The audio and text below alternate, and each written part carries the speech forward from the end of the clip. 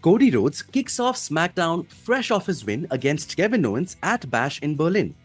We know Solo has previously threatened that he would challenge the victor of that match, and Cody wastes no time and decides to call out the Bloodline. The promo itself seemed to have a different tone, with Cody heaping praises on who he feels is the #1 contender in his book, only to reveal that he was talking about Jacob Fatu. Wait, what? Is WWE teasing a Jacob Fatu title match?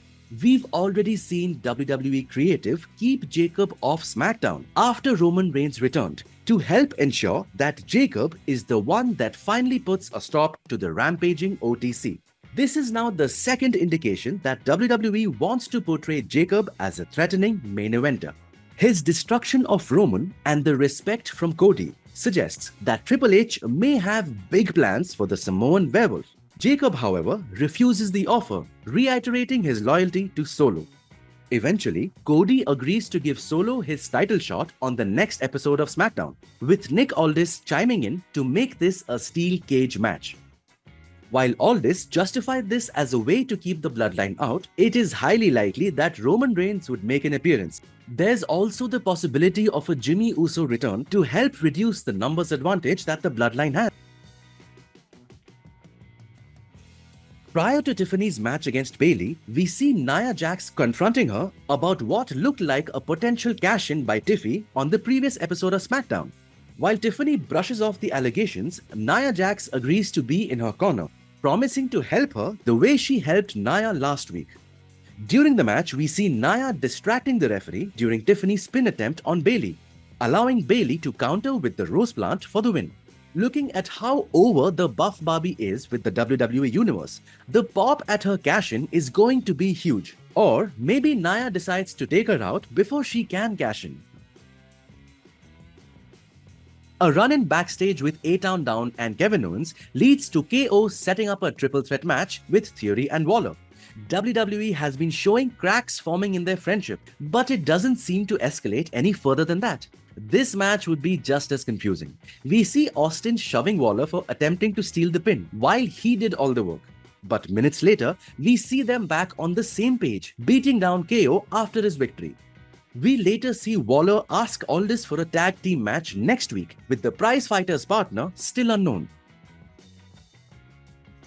We last saw Giovanni Vinci a few months ago on Raw when he was expelled from Imperium. Ludwig's attack was so brutal it reset Vinci back to his NXT gimmick. WWE built his return with a number of pre-taped promos.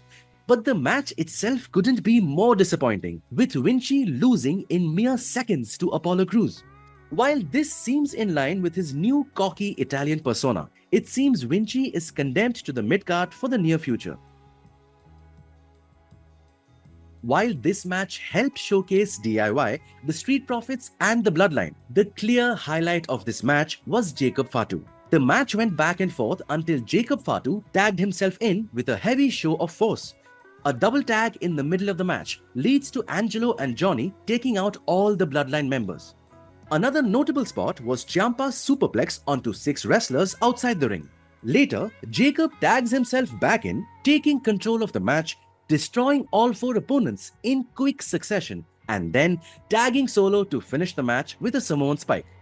WWE is clearly investing heavily in making Jacob Fatu look like a monster, and it would be interesting to see how this threatens Solo's reign as the tribal chief. LA Knight was featured in a promo with Carmelo Hayes and Andrade fighting over each other for a shot at his US title.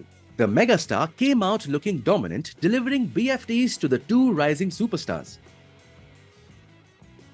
Chelsea Green's backstage segments are always a treat to watch, but this week she may have bitten off more than she can chew. Nick Aldis sets up Chelsea to take on Michin in a one-on-one match. Chelsea eventually finishes off an injured Michin with an unpretty her and a little support from Piper.